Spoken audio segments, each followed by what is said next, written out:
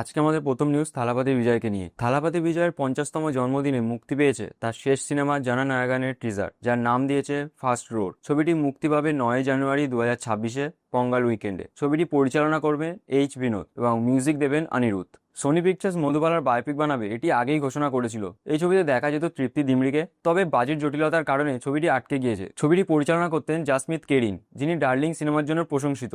ছবিটির বাজেট ছিল 80 থেকে 100 কোটি টাকা।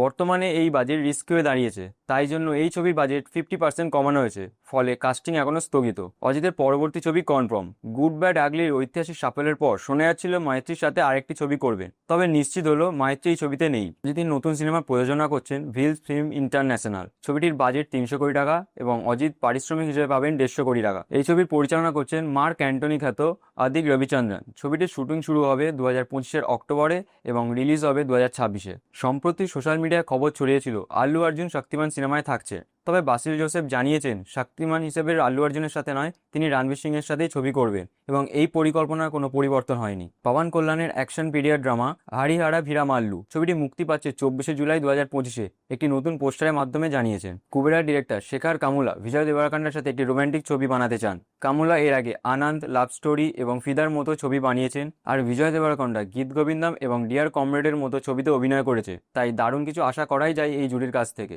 বলে রাখা ভালো, বিজয় ক্যারিয়ারের প্রথম দিকে কামুলার সিনেমা লাইফ ইজ বিউটিফুল এতে একটি ছোট্ট চরিত্র অভিনয় করেছেন। শাহরুখ খান এবার মৈত্রী মুভি মেকার্সের সঙ্গে, তবে কি প্যান ইন্ডিয়া মুভি আসছে?